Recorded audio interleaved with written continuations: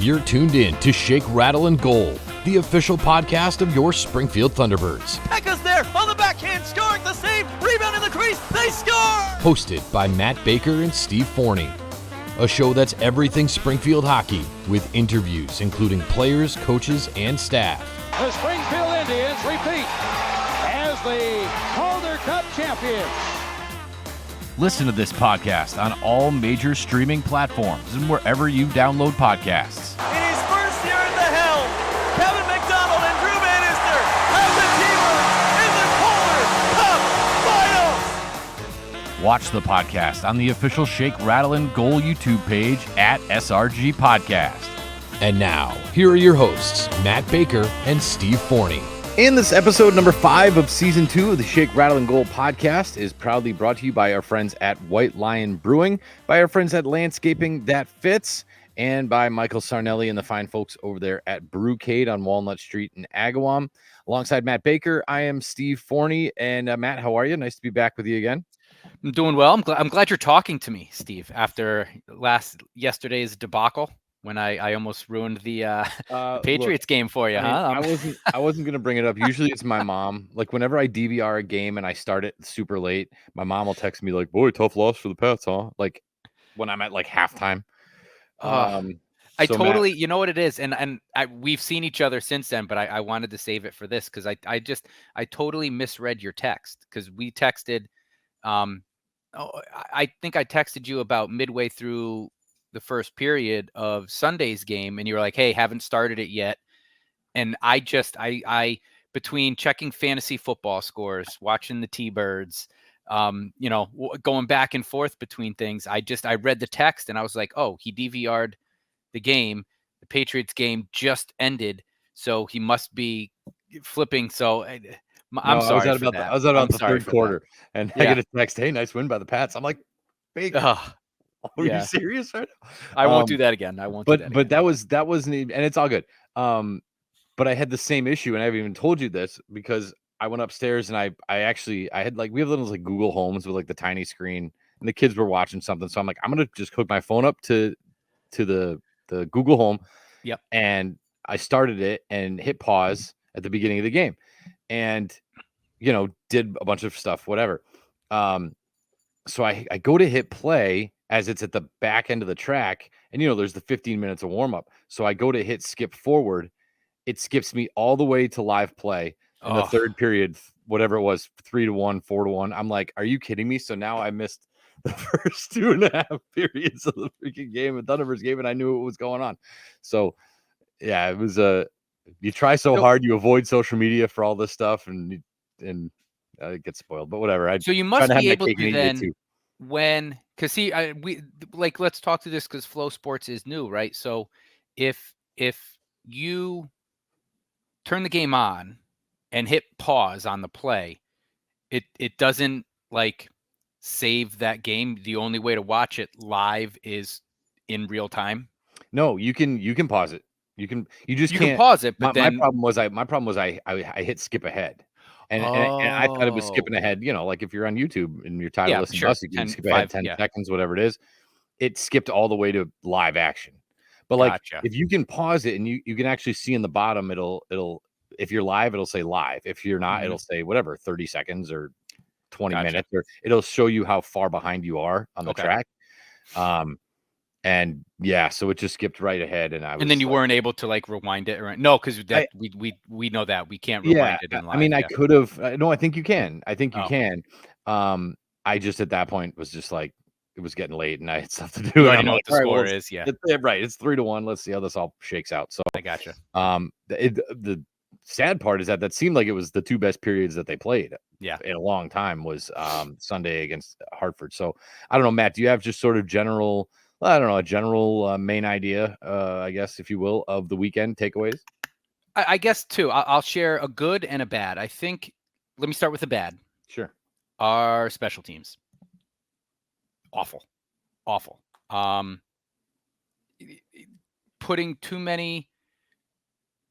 Putting ourselves in too many tough spots with stupid, undisciplined penalties is bad. I don't think their penalty kill has been that bad. It's hard to compare it when you think about Hershey because Hershey's blowing everybody out on the power play. So I think our penalty kill has been okay, but we're putting ourselves in tough spots by having to kill too many penalties. The 4 minutes minors to Loof Saturday night, we'll get to that. The good, this is my takeaway about this team so far.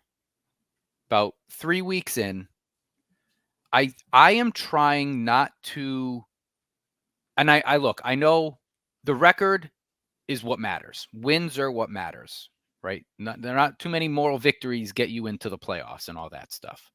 But this early into this season with this team dealing with the injuries and illnesses that we are, I am judging this team on a game-to-game basis. And overall, I really do like what I see. I think this team plays fast. I think they are very skilled, very talented. There's a lot, and you've alluded to this. You have players, individuals who are coming from playing overseas where the ice is bigger. The style of play is different. We have a brand new coach. So even our veteran players are getting used to a whole new coach, new language, new mannerisms. There's just a lot of getting used to new elements for the season. So just forget the record for right now. And if you just look at what we've seen, even this past weekend, like the loss against Grand Rapids, that's a tough loss because they played really good hockey. Hershey's a different story. We'll get into the games, but so take one game at a time. There's no reason not to, but we're sitting in 5th place in the standings, but I think this team will be okay. There's a lot of talent that's out right now with injuries. They'll be coming back. I think this team will be okay. Those are my kind of big takeaways. Yeah, I think I think one of my, again, my good and bad, and you're absolutely right about the special teams. It is hard, but it's hard when you're forced to kill 4 minutes at a clip. Yes. Yep. Like it was. I am seeing a lot of the same things that I saw last year. I mean, the shot differential, I think, and this is where I'm going to disagree with Al Arment, a third episode where he's mentioned. He says that the first 2 periods they've started to play, they're playing really well. It's the third. To me, it's the second. They came out guns blazing in the first period in both the Hershey and the Grand Rapids game. The second period kind of fell apart. Now, I know that it was a little different in the Hershey, in the Hartford game, but Hershey's this kind of team. Like, for me, if you're going to have a bad period, make it the first period. Mm-hmm. Right. And Hershey, this was actually back-to-back games. They did the same thing in Providence. They came out flat, gave up a goal, went into intermission, regrouped, and then blew doors. Yeah. And, to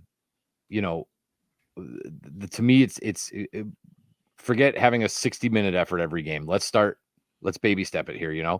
I think that their second periods have been really tough. And then when you're down going into the third, that's a lot of ground you have to make up. And especially against a team like Grand Rapids, which is just so big. Yeah. And when you're playing with a lead and you got guys that size, you just clog up the neutral zone, flip it back down, and do it all over again. It's boring hockey, but it works. It's effective. So I think that they really need to go in to get to the third period in a good spot rather than chasing the game, which I think they did in both of those games this weekend. The good, I really like where the goaltending situation is at. And I really liked the effort that they showed in Hartford shows buy-in from the coach, from the players, for the coaching staff.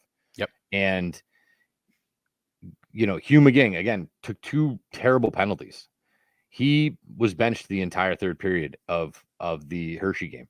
He was on the bench, didn't play a minute, which means, and I mentioned this too, usually the team will come out from intermission with about 2 minutes on the clock. There was about 3.5 minutes left, and the T-Birds came out about a minute and a half early, which says to me that they probably got chewed out in the locker room, and they were tired of sitting there listening to Connor Walchuk. They said, we're just going to go back out onto the ice. Yeah. And then they followed that up with a good effort. So it's not like the message, whatever it is, coming from the coaching staff is falling on deaf ears. I think that the players are buying into the system and what's going on. And you got to like that effort in Hartford again, with all those injuries, young kids coming up.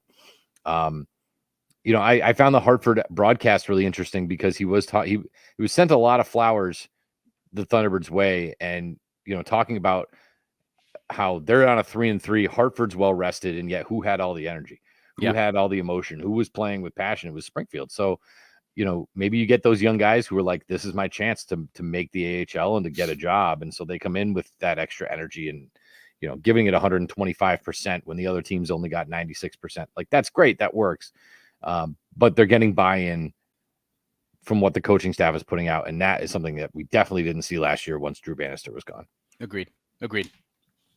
So, so do you want to? You were in the building on Friday night. We want to just talk a little bit about that Grand Rapids game. Yeah, we were there, section 1, sitting behind our friends, Lynn, over there in section 1. I thought it was a tough loss because there were points there to be had, and you left there being we left points on the table, but I don't think they played poorly. You alluded to this, Grand Rapid, they're huge. Those are big boys. One guy 6'8", a few 6'6" guys, so you're right. Once, I think at the beginning of the game, Springfield's quickness and speed was clear, right? You could see it.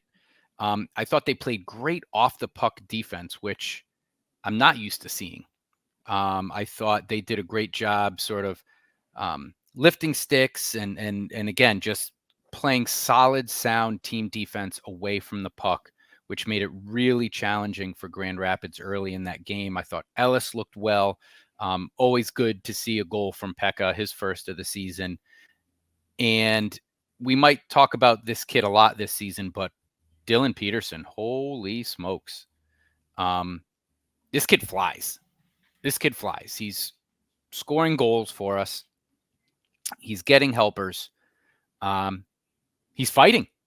And there was one play, he just went, side to side, full steam ahead, took somebody right into the boards. I don't remember who it was, but really, really impressed with Dylan Peterson. I'm excited to see what he can do this year and how his professional career is starting off, where that can lead to, because he's really impressed me. This is a silly thing, right? A little disappointed that Sam Bitton and Johannes from Grand Rapids, I wanted to see them go after it. I actually, again, I lost a bag of popcorn to my kids because I bet them a bag of popcorn that those two are going to go at it. I hope it was during the first intermission of Friday's game. It's only $2. Yeah, no, it wasn't, because I said by the end of this game, boys. But to me, Sam looks, and I say this kind of jokingly, he plays with so much, energy, so much piss and vinegar, so much excitement.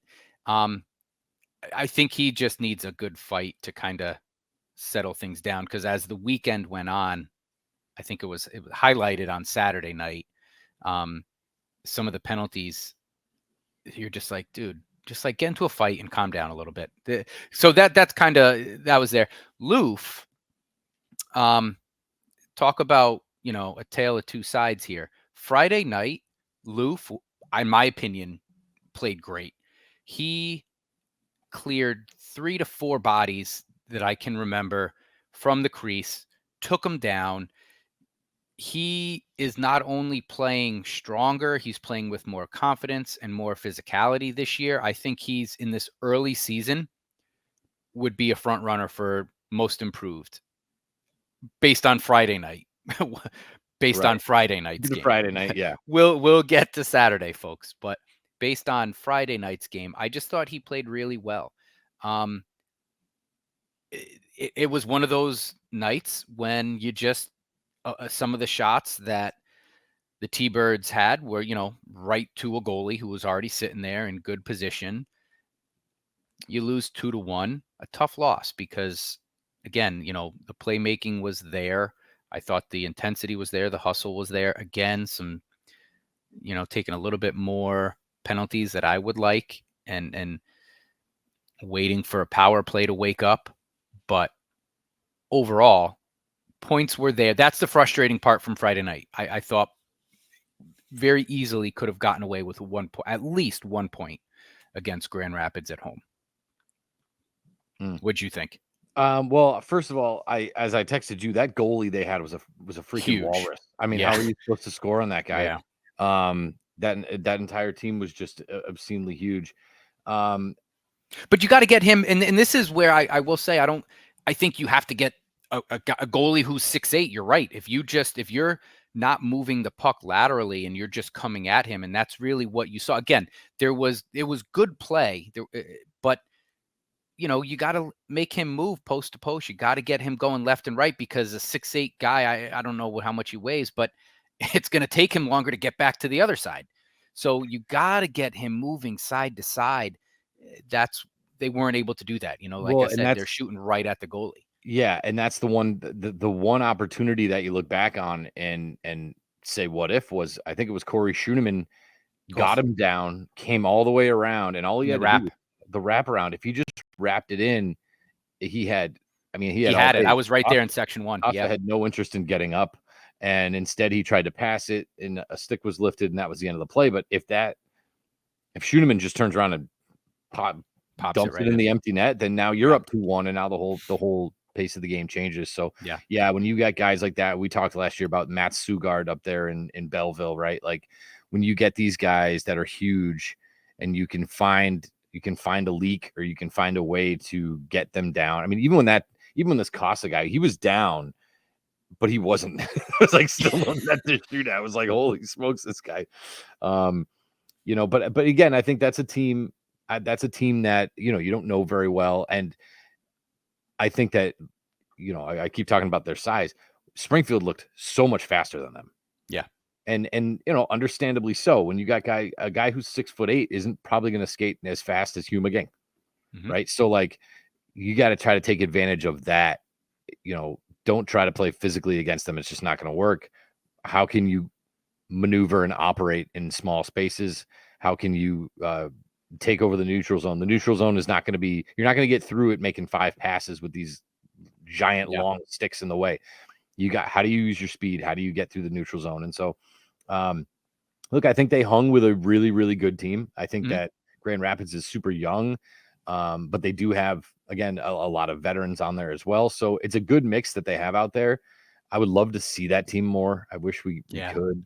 But let me just add, that might have been the most beautiful, most jersey game I can remember. The Thunderbirds blue third jerseys against those Red Wings style whites with the Grand Rapids crest, not the actual animal, but that crest. Oh, gorgeous. So gorgeous. It was just beautiful on the eyes. That jersey matchup. I didn't mind it. Tyler, my son, he didn't like it. I think kids like colors. They like to see animals, because he was like, well, wait a minute. He's looking at the AHL app, and he's like, well, wait a minute. How come they don't have that bird thing on their jersey? Why are they he's like, they're just white and red. That's so boring. But but you're right. It was crisp. It looked, and I'm like, well, buddy, they're, Detroit Red Wings, and this is kind of like their jersey. So, and I grew up, as silly as it sounds, I grew up obsessed with the Red Wings. Steve Yzerman, Sergei Fedorov, those were like Chris Osgood, Slava Kozlov. Like that was like my team when I was a kid. So I always have a soft spot for Detroit, and that logo and that jersey.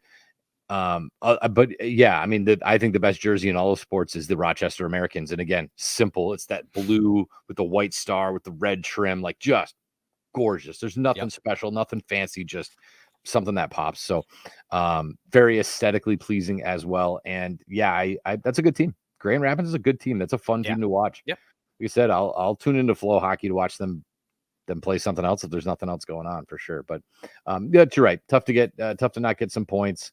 And again, 1 goal in the first for the Thunderbirds, and then they give up 1 in the second, 1 in the third ball game. So and you're right.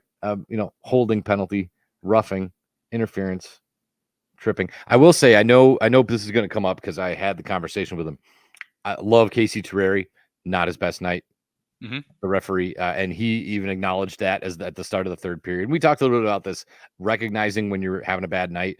He understood Thunderbirds fans, so he was very much well aware that he didn't have a great game. But there was a lot of communication, shall I say, in the box around me, which I haven't got a lot of this season. So that made it fun. Do you? I mean, can you share what happened after Dylan Peterson's fight? Because I think that's great insight as to the sport of hockey. Can you share that?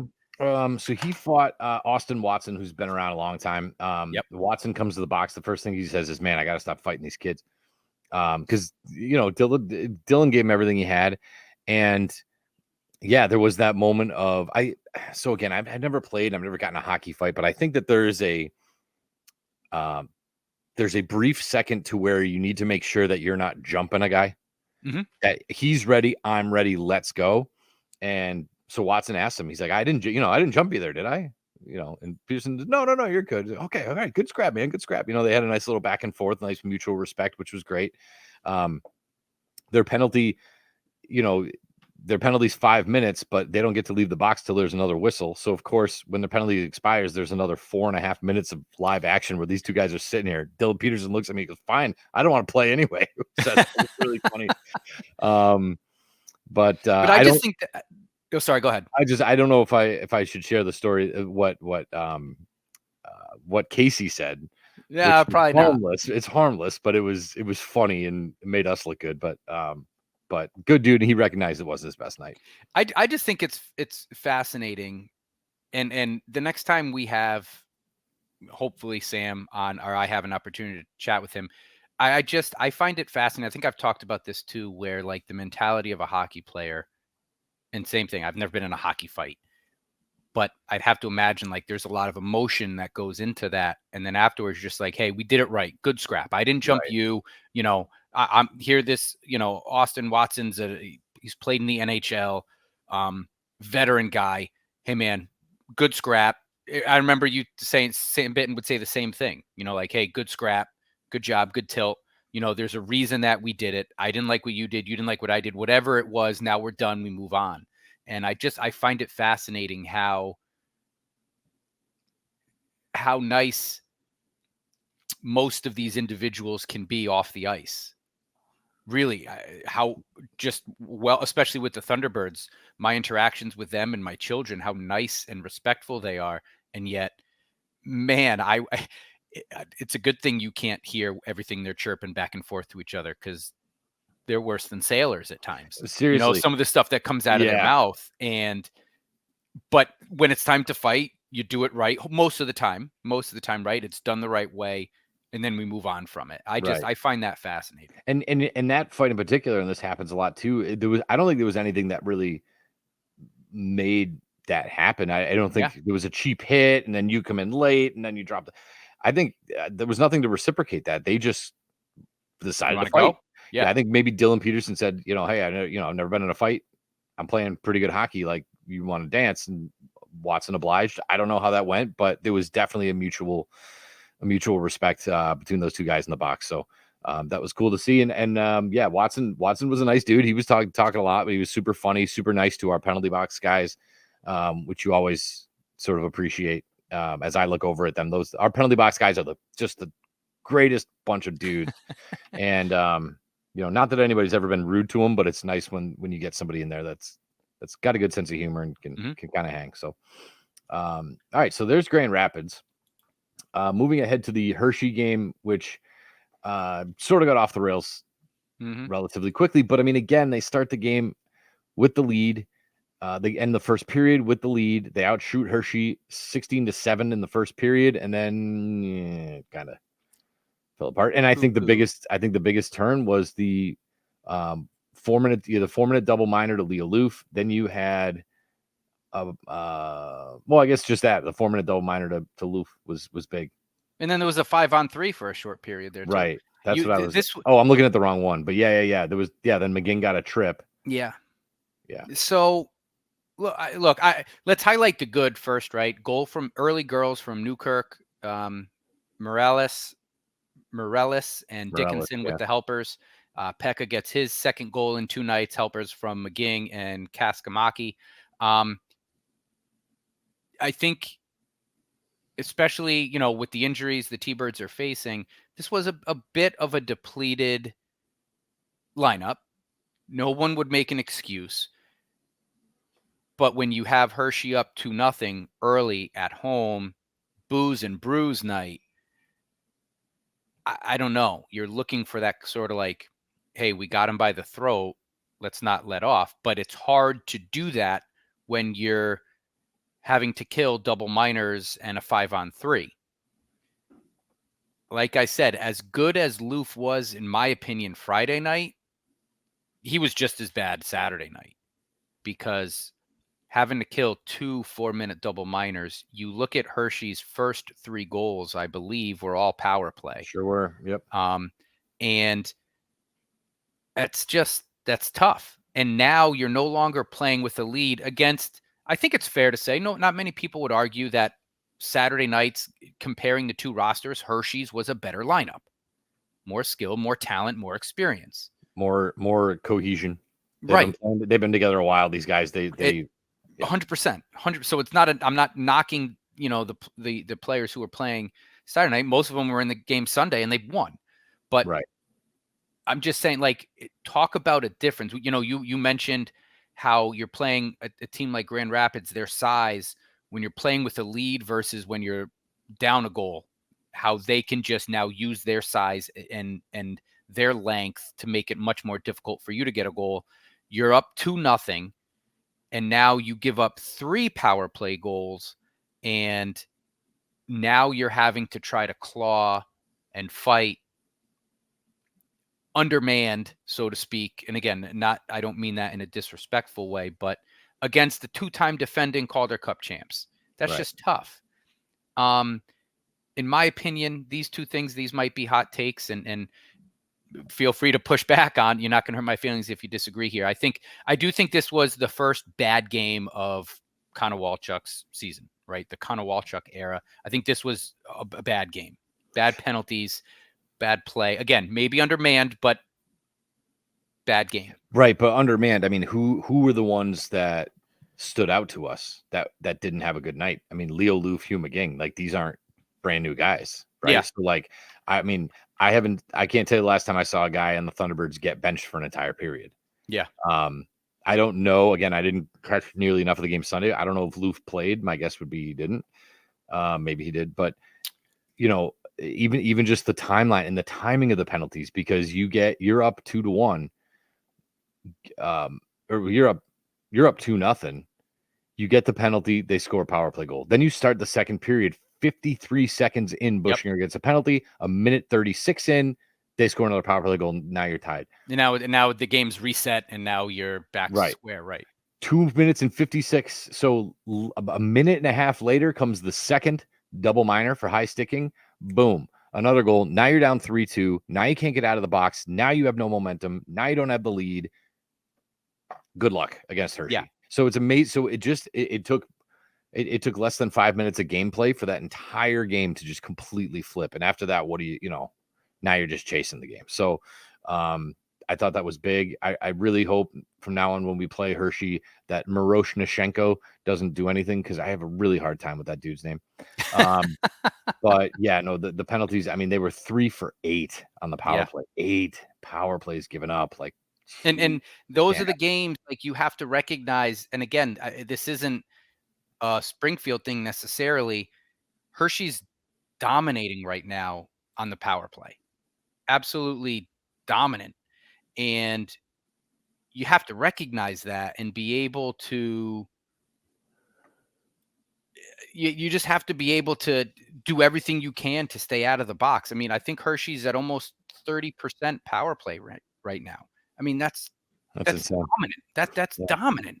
So you have to stay out of the box against that team when you're already, again, undermanned to an extent of just experience. And this is my other kind of takeaway. And I want to be careful how I word this, and it might come out wrong, but I was hoping, or I guess I'm still waiting for Z for Zerenko to put the team on his shoulders this season. Really, actually, last year too.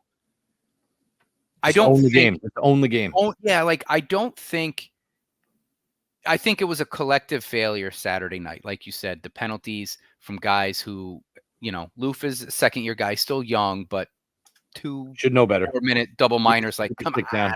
Yep. keep the stick down. McGing, bad penalties. These guys should know better. It's a power play for a reason. It's a huge advantage to an already very good team. So I don't think it's fair to say. I don't think Zerenko's playing bad. I don't think it's fair to say it's his fault. But I'm still waiting for that moment when Z says, "I got you. I'm gonna make incredible saves." He's making the ones we expect him to make. A few get let in. I think that last one on Saturday night was a bad goal. He's staring right at it. Shot from the blue line. Tough. That's a bad goal. You gotta save that. But I'm waiting for that. I think that the Blues would be too. I mean, you're our prospect. Right. You're our guy. This is the next step of his progression for his career, is to take over for a week. Just have a streak where he's just playing lights out. He's playing fine, but I'm just waiting for that. And when we talk a little bit about Sunday's game, I think Ellis is kind of doing that a little bit. Mm-hmm. Yeah, for sure. And going to the other end of the crease, you had a rookie in there for Hershey. You put 16 shots on him. You scored 2 goals in the first period. They only had 12 shots in the second and the third. And you make this kid who they called up from the ECHL look like Dominic Hasek because you can't even get pucks to the net. So, like, it goes both ways. Z didn't have his best night, but it's not like Springfield spent all their time down the other end dominating on offense while Z gives up a couple cheap ones. I mean, they were outshot 23-12 over the last 2 periods. They got, again, like you like to say, they got double the shots. So like the less time you spend in your own zone, the better your goalie looks. Yeah, I mean? So yeah, not an ideal night. But I think that the failures that happened on Saturday are what makes Sunday's game so much more impressive. A 5-2 win over Hartford. This was a great game. And I texted you before the game. This is what started the whole Patriots debacle. I was like, oh man, this is an AECHL lineup. I mean, this was just, and again, I do not mean that in any disrespectful way. It's just clear. Like, we love Sam Bitten. I can't tell you I don't think he ever played 3 games in a row last year. I think he told us, he laughed at me. If you remember our interview that we had with the Bitten brothers last year, I asked them a question about the power play and he laughed. He's like, Matt, I haven't played a power play since I was 10. I think he said, so along those lines, right? Guess who was on the power play Saturday and Sunday? Sam Bitten. There he is. So, that's what I mean when I say that. But man, did these young guys show up? Did they understand the moment? Did they rise to the occasion? And I think, along the lines of what I just was talking about again with Zerenko, I think this was kind of a statement game for Ellis, where he said, you know what? We might not have all of our quote unquote regulars, but I got you. So right now, Ellis, his goals against average is 2.43. Z's is, I think, over 4. And Ellis's save percentage is 0.92. And you have Zerenko right now at 0.857, I believe. So I think this was a statement game. If there wasn't already sort of a clear, for the moment, you're our number one, I think right now you have to say that Ellis right now is playing better hockey, is playing better goaltender. And he's right now the Thunderbirds' number 1 goalie, because this was the type of game that you wanted to see. Big saves, big moments, covering the defense, covering for mistakes. and I was very impressed watching this team, their hustle, their grit, after, again, what I would think is probably the worst performance of the season against Hershey, to follow that up with a pretty dominant game from start to end. You go down 1-0, and then you get a goal from Callan. Great wraparound, and Sam Bitten is right there to follow it up. There was actually confusion right away. I think you missed this goal. But Callan wraps around. He gets it through Domingue. Sam's right there just in case, because the refs didn't call it right away. But he was assisted with Schoenemann. You have Dvorsky getting back on the goal, lighting the lamp, help from Morales, who had a great weekend. Yeah, he did. Dickinson scores from Buchinger. I believe that's his first AHL point. So congratulations to Booch there for his first AHL point. Peterson also helped out on Dickinson's. Silvegaard gets a goal. Who that's my guy, man. I'm so excited. I think I've said this every week. I don't know what it is. It's gotta be the flow, the blonde flow. Maybe that. Chin. He's I don't know. Silvegaard. He looks like I want to see him do well. He looks like a combination of a hockey guy and a Viking. Yes, yeah. What it is. And man, I'm all into those Netflix Viking series. So, but so he gets helpers from McGing and Schoenemann, and then Skinner gets his first goal of the season with Peterson adding another assist. So just a really, from top to bottom, from first period to the third period, I thought this was a great game from Springfield. And, let this sit in your mind, folks. It's not how we start the season. It's how we end it. We learned that last year, right? We were up in the middle of the season, or not middle of the season, but around the holidays, we were sitting close to third place in the division and end up out of the playoffs. Maybe it's not how you start a weekend, it's how you end it, because this can be how this whole weekend went, the ups and downs. Played a good game, you lose to Grand Rapids. Tough one Saturday against Hershey. You come back Sunday and you get big time performances from your young guys who you might not be expecting it from. It's how you end the weekend. No more 3-3. We got 2 games coming up that we'll highlight in a little bit. Can you carry the momentum? Are guys getting healthy? I don't know. Are guys getting healthy? Are they going to be coming back? There's a lot of talent right now sitting up top. And soon those guys will be back. And if we can stay afloat and weather the storm, so to speak, very confident. And if you keep getting contributions from the Taryn Feisers, Reese Newhirks, the Dickinsons, now all of a sudden you don't have to rush back. Correct. Mackenzie McEachern. You don't have to rush back. Somebody Zach Dean, Nikita, right? Yeah, you don't have to rush these guys back. You can let them sit. So, I personally, I thought the guy that I thought had the I guess stood out to me, maybe not the best week, but stood out to me was Kaskamaki. This looked like a guy who was super comfortable. I thought it took him a couple weekends to get used to the style of hockey. And now all of a sudden I saw him flying around. He's deking guys in the neutral zone. He's forechecking. He's back checking. I just thought the guy was all over the place. Every time I turned around, I saw 41 because I still see 41 and I think it's Will Bitten. Same. So I keep seeing 41 all over the ice. And I'm like, man, this guy's freaking everywhere. Yeah.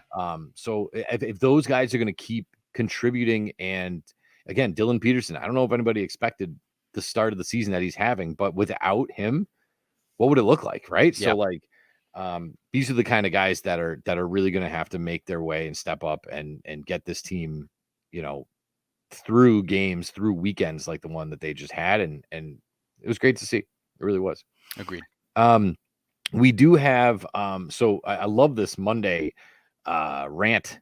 Monday, what is it? The Monday fan rant. Monday fan rant. I love that. And we do have plenty of stuff from you folks, trust me. But before we get to that, I want to just let people know that our podcast, the SRG podcast, is proudly sponsored by our friends at White Lion Brewing in Amherst and in downtown Springfield at Tower Square, 1500 Main Street. The place to go prior to Springfield Thunderbirds games. Make sure you park in the Tower Square garage, because then you can take your little thing they give you. You can go down to White Lion and they'll validate the parking for you. So you can park for free at MGM and sit in that garage forever, or you can park in Tower Square and then bang, you're right over the river and you are on Route 5 or wherever it is you need to go. 91 entrances right there as well. So not only is it convenient, but the food is good, the beer is good, the atmosphere is good. I just think that's such a cool little spot. It feels like such a cool little joint they have there in their location. And make sure that when you do go there, you tell the boys at White Lion Brewing and girls that the folks from SRG sent you. We're happy to have them on board again. By our friends at Brewcade on Walnut Street in Agawam, and our friend Mike Sarnelli, who again I've known Mike since like second grade, and he's always just been a real good dude. And this is a really cool venture that he's got, a arcade with beers and fun stuff. If you want to let the kids go wild, bring them there, have yourself a couple beers. It's a really good time. Beers too. Not knocking just Coors Light or Bud Light, but good high quality beers. Yeah. So definitely worth checking out. You can Google them, follow them on Facebook. But Brewcade, BREWcade in Agawam, right over the bridge, right across from the Big E, basically. Yep. And by our friends at Landscaping That Fits. I had another weekend full of moving stinking acorns and leaves off my yard, and it was a pain. But if you don't want to do that, you got those big oak trees. Call up Rob at Landscaping That Fits. He will come over and do a full fall cleanup if you need it. If you just have a pile that you need to get rid of, he can do that for you as well. He's versatile and he'll meet whatever needs you have. He's very customer friendly and a super nice guy. So be sure to check him out at landscapingthatfits.com. His phone number 413-847-0338. That's 847-0338. Tell Rob that the guys from SRG sent you. So as we mentioned, Matt, and you can sort of take it from here, because I know this is sort of your baby, which I love. It's the Monday fan rant, and we got a lot this week. We got a lot of feedback good from stuff. fans. Keep them coming, folks. Keep them coming. So our buddy Al, I'm just gonna read through them all, and I know some of this stuff we may have already touched on, but I think it's fair to highlight. So our buddy Al basically wants to know what the heck is going on in the third period of these games. And Steve, you mentioned it, and I sort of agree. I don't really know if it's a third period thing. I know we kind of got off the rails against Hershey in the third period, but everything fell apart in the third period. I think in the third period against Grand Rapids, I do think I agree with you. I think their size and their strategy, you could tell it's just, hey, pack it in the neutral zone, make it harder for them. We don't have to advance anymore. So it's just now a matter of using our size, using the long sticks and clogging things up for us. And you got a 6'8" goalie you're going up against. Did you see, I meant to ask, did you ever hear what happened to Husso? I did not. Starting goalie. I totally, and I'm sitting right there in the second period, right behind him. I didn't see anything. All of a sudden, I'm thinking, oh, you're bringing in a cold goalie against a power play. I thought that was our spot. Yeah, and it must have been a non-contact injury. Yeah, it must have been non-contact, which are the worst ones really in any sport. So hope he's all right. But yeah, I know, I don't know what happened there.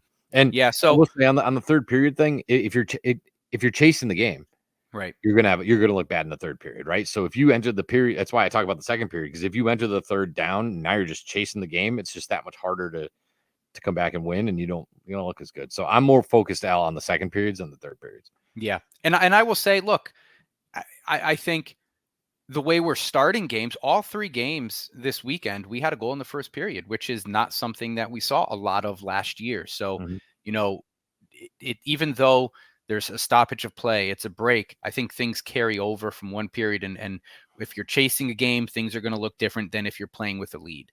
Mm-hmm. So our friends from the St. Louis Blues Fan Forum podcast, look, they're dealing with some injuries too up there in St. Louis. And they wanted to know, with Thomas now out, if we think Dvorsky or Dean will get the call up. I don't know. Dean, no, I don't, because he's been injured. I know he's probably on paper sort of the next guy up. That would make sense, as he was the last one sent down. But he is injured right now. He hasn't played since opening weekend. I would not expect him up. Dvorsky, he probably would be. I don't think anyone else has, again, McEachran's out. Hugh McGing hasn't been playing great hockey, so I don't know if Alexandrov is hurt. So anyone else who you would think would get the call up, I don't think you'd call them up. Dvorsky would make sense as he's just he is the next guy in that sort of big prospect line. Do I think he's ready yet? No. Maybe I'm just selfishly saying that, but I tried to sit back and I don't think he's ready yet. I would be worried about maybe slowing down some of his development if you brought him up just to practice. And if you put him out on NHL ice right now, I don't know if he's quite ready yet. Yeah. So that's sort of my answer. I don't know if you have anything you want to add to that. Because I don't want to give people a popsicle headache too, but now you're bringing in the waivers and so Nicky's on one contract, but he didn't go up to clear. He hasn't cleared waivers yet. So now are they going to lose him in the waiver wire, right? Like McEachern, what's the waiver wire situation? Like the 2-way contracts, 1-way contracts, like all that just nonsense that the NHL has. I don't know what that situation is like, but I mean, again, you lose Robert Thomas, you're not going to replace that guy. So if you're St. Louis, are you moving everybody up the depth chart and now you're looking for a fourth line filler? Who better than Nathan Walker, who's already up there, right? So if you're looking to fill a top line guy, I don't think they have one down here at the moment.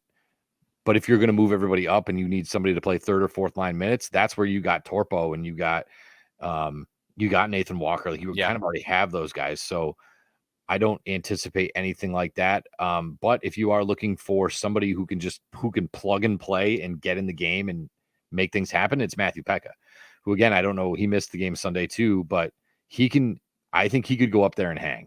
I really do. And I know he's undersized and probably not ideally built for a fourth line, but that guy can go up there and play. And again, he'll play. Did he clear waivers? I don't know. I hate the waiver thing. These guys should be able to come and go freely if the team needs them to. But I think that, with all the injuries, it would be Pekka, who's again hurt. No, Dvorsky's not ready. Yeah. Sorry, St. Louis. He'll get there. Ask me again in January. Seriously. Because even Saturday, I thought he was nowhere to be found Saturday. Yeah. I just didn't think he had a really good game. I didn't see him. And again, I'm watching from where I'm watching. A lot of times I just see a play made and a number. And I didn't see 15 really do much of anything. No, he was kind of it's going to happen. He was quiet Saturday. Yeah. Our friend of the show, Sam Robinson, wanted to know what happened to the momentum on Saturday. After being up 2 goals, did we just run out of steam? I really think it was just the penalty kills, having to kill the penalties. And when you're going up against a very good team, you don't take anything away from Hershey, playing 5-on-5 hockey, but when you're giving them basically 3 power play goals in a row, and again, now you're no longer up 2-0, you're down 3-0. I'm sorry, 3-2. Now you are chasing the game and playing from behind. And killing penalties. And killing 4-minute penalties, right? Which is a recipe for disaster. So I don't necessarily think it. It was they ran out of steam, so to speak. I just think the momentum. You have all the momentum in the world up 2-0, and now just imagine had you finished that period, not having to kill 10 minutes of penalties in a row. How you can change your style of play in the second period. Right. And continue that, but by keep having to go into the box, keep having to kill a 5-on-3 penalty, having to kill 4-minute double minors, even if that a goal isn't let up, how much energy and how deflating that is for your fans. So I really just think it was it was bad penalties, bad timing of them, and it was something that they just couldn't overcome. Yeah, no, I agree.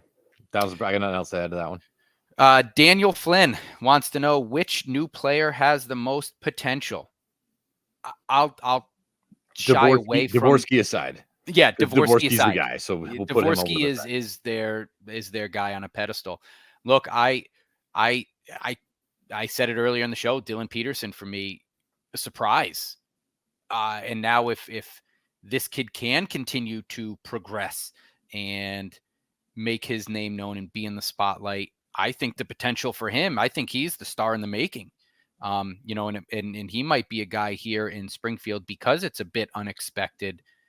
how he has started this season, he's a guy we could expect to see all year almost, maybe. After Dylan Peterson, for me, I said earlier, Marcus Silvergard, I like watching him play. Alex Kaskamaki, I think all three of those guys are there. But for me, who's got the most potential aside from Dvorsky? Peterson. Peterson's a good one. I think he's among the forwards.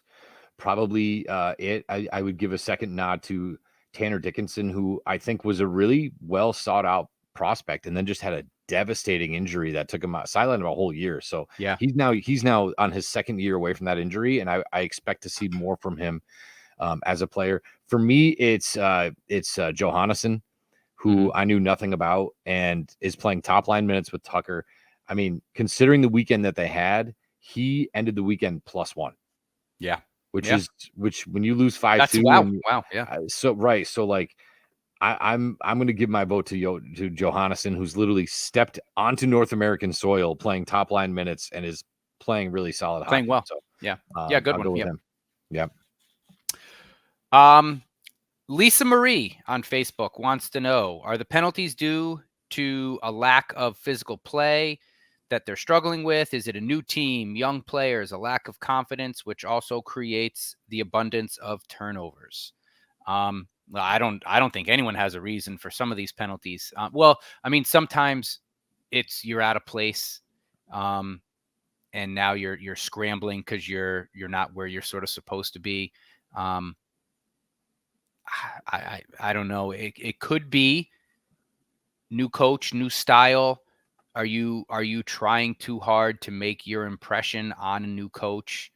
You're wanting to get more minutes. You're wanting to move up lines. So yeah.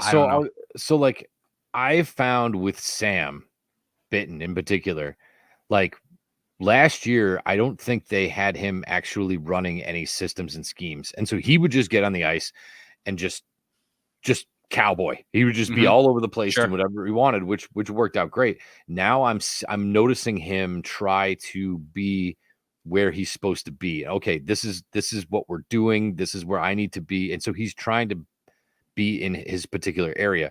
And so I think a lot of guys are like that, and I think that that's why you might see some infractions that are just guys getting used to a new way they're playing. Some of these penalties that I saw were just boneheaded. I mean, they were just straight up dumb. And it's like, Hugh McGing just putting a guy rear end over tea kettle at center ice for no good reasons. It's like, dude, what do you like? Why? Yeah. And I love that player, but like, what are you doing? So I think discipline is a big thing. And I think that Steve Konowalchuk, that's why I think whatever was said at intermissions and post games and whatever is going to happen at practice this week, I think a lot of the focus is going to be on discipline. That's why you saw McGinn get benched. Yeah. If you guys are going to run around or just high stick and hook and slash everybody out here, then you can come sit on the bench next to the defenseman. Yeah. Which is exactly what happened to Hugh McGing. So I think the messages are starting to get sent from the coaching staff. I assume the practices are going to, I don't want to say they're tired. They don't look like a tired unit. They just look, I don't want to say lazy. They're just keep your stick down. Just keep your stick down. Don't trip guys. The penalty Sam had at the end of the second period. Why? It's two guys going at it, and you go up and you grab the guy from behind, third man in, unsportsmanlike. Like why? Like just your guy can handle it. Like just that's when I feel like he just needs a fight just to bruise his knuckles up and move on. Because I find it's undisciplined. That's a great word to use. But I'm confident, and I feel like that will get rectified. It's funny though. They will get disciplined. Yeah, like Sam idles at like 75 miles an hour. So like when he hasn't had a fight, he's out there going like $130 on the highway. It's like, dude, like maybe he needs the fight to bring him back down to the speed limit. Because he was, but I do think, like I said, he was really focused on hockey. Yeah, you know what I mean, and to put it simply, which I like to see. So yeah. Good friend of the show, Trini King, wants to know what's going on with the goaltending and Z and Ellis. And look, I think right now it's not.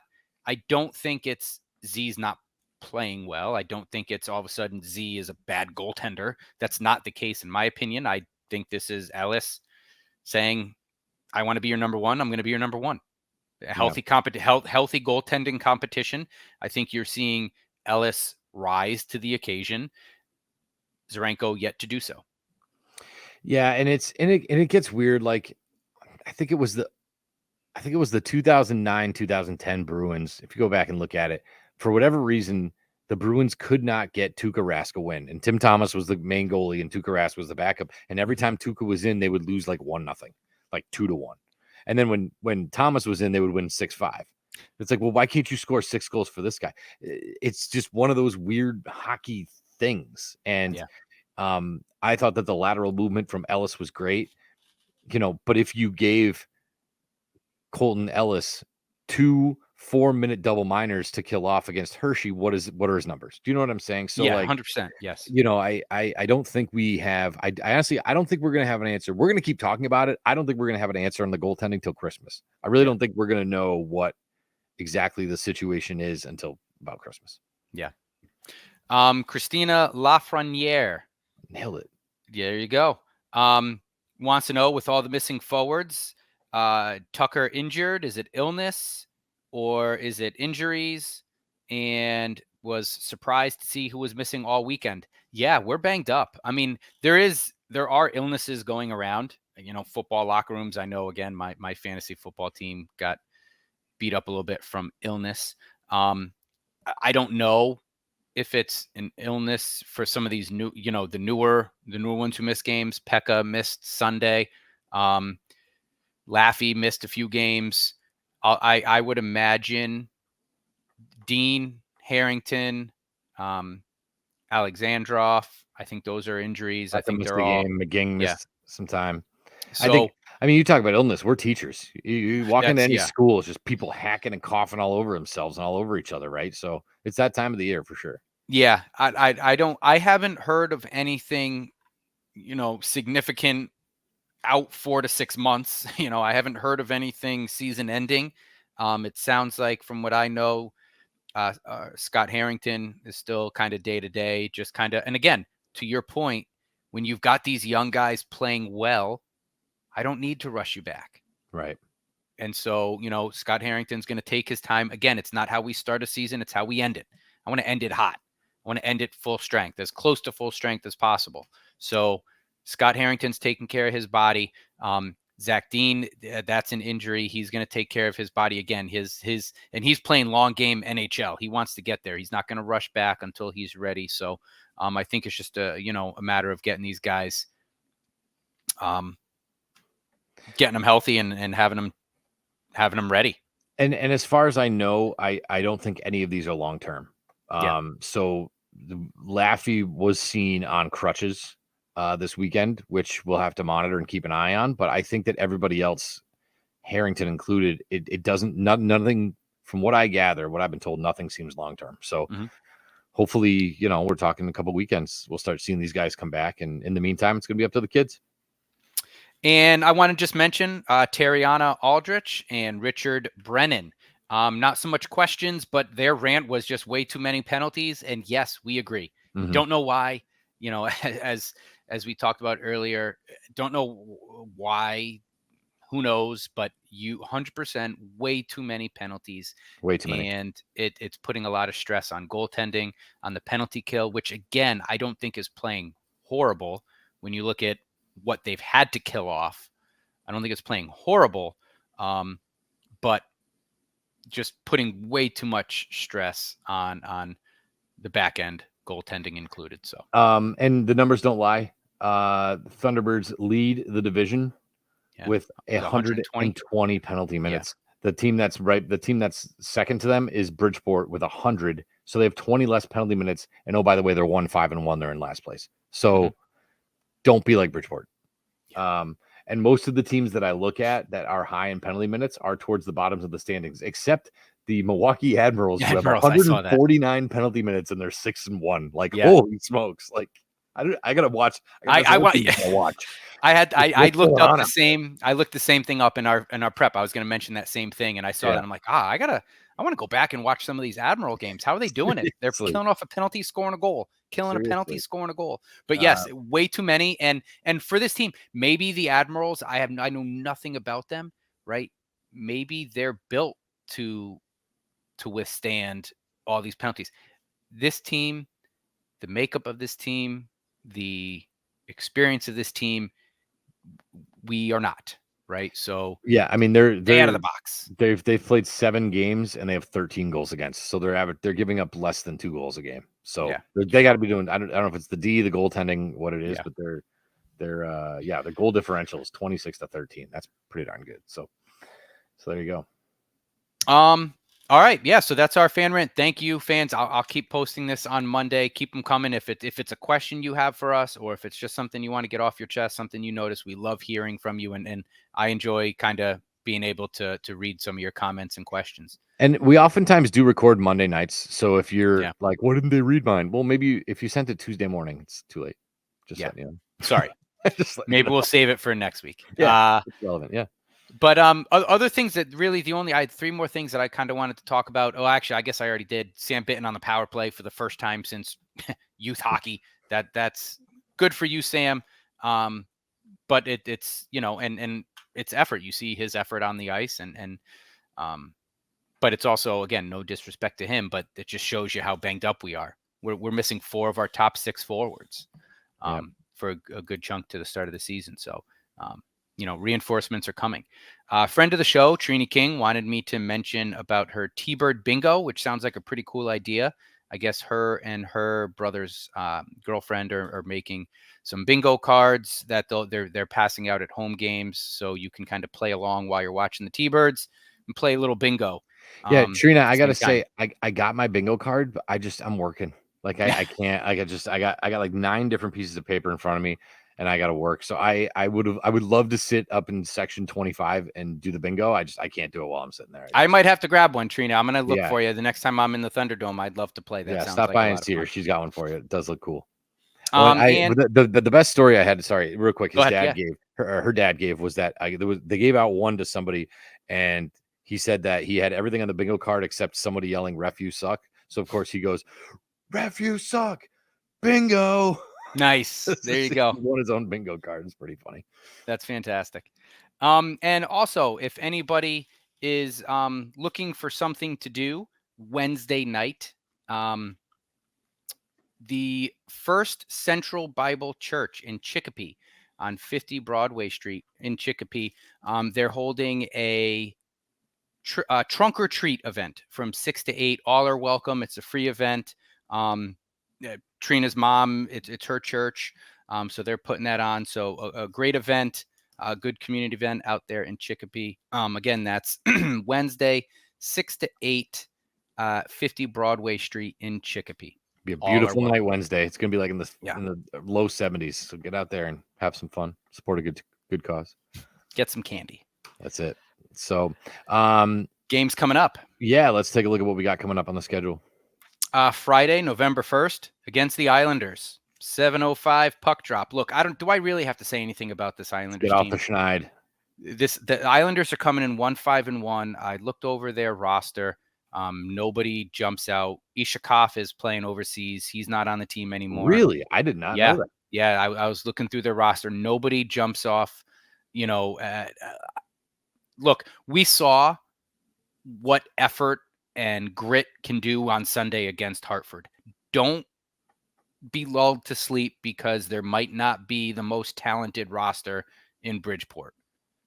I want 10 on these guys, and not to put it in their face, but just this is a weekend. This is a big statement weekend for the Thunderbirds, and it starts Friday night. Fans, crowd, we want to hear you. I can't make the games this weekend because it's my son's birthday, but do I really need to tell you what they did to us last year? So let's get right. Step on them early. Exactly. Yep. Let's, again, not how you start the weekend, but you end it. Now, if you can carry that momentum into Friday against an Islanders team, 1-5-1, put a 5 spot on them, win 5-1, 5-2, back-to-back 5-goal games. That's really what I'm expecting and would love to see. The best thing I can tell you about Bridgeport is that they finally changed their logo, and now it's the Gordon's Fisherman guy full time, and they got rid of the stupid B with the hockey stick, whatever the hell that was supposed to be. They brought back the Gordon's Fisherman. Excellent choice, Bridgeport. Excellent. They do have Jakob Skarup, who's in that he's playing okay. He's playing well this year. Not getting the wins, but again, like, don't get lulled to sleep by not a talented roster. Go out there like you're playing against Hartford. Go out there like you're playing against Grand Rapids. This is Hershey. Go out there and just dominate. Mm-hmm. Dominate the ice. All right, I got to calm down. Saturday. You're right, though.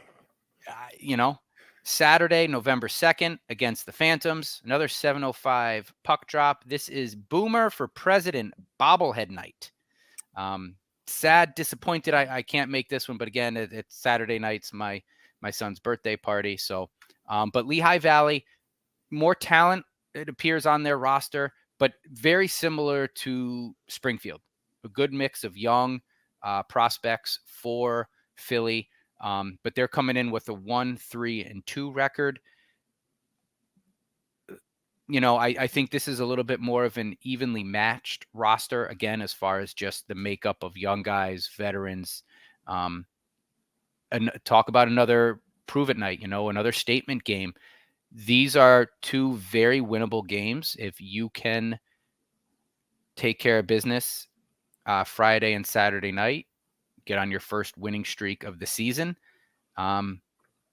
That's, there are no must wins this early in the season, this point in the season. There aren't, but these are two winnable games. And if it's not a must win, it's a very high want to win. You know what I mean? If there's a thing for that. And this is another big team. Garrett Wilson's 6'3", old friend Rodrigo Abels is 6'4".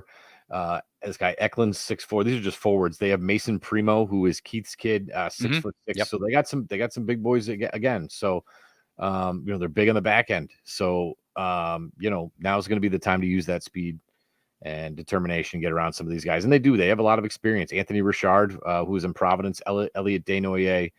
They just got a lot of guys Cooper Marodi, a lot of guys you've seen across the league that have a lot of experience. So the kids are going to have to step up. Yep. So thank you, Matt. Thanks you for laying that out. And then everybody can rest and watch football on Sunday. Yes. There you go. I'm sure my wife will come up with something for us to do. But I do want to say thank you to everybody for listening, for contributing to our show. We're here for you, the listener. So thank you so much. I want to give a big thank you to our friends at White Lion Brewing. Big thank you to our friends at Brewcade in Agawam, right on Walnut Street, and to our friends at Landscaping That Fits and Rob over there. 847-0338. Call him for your fall cleanup. And speaking of cleanup, that pretty much does it there. Just about does it there. Just about does it. Thank you, everyone, for listening. Thank you for your contributions on Facebook and Instagram. Keep them coming. And hey, 2 games in the Thunderdome. Let's go, T-Birds.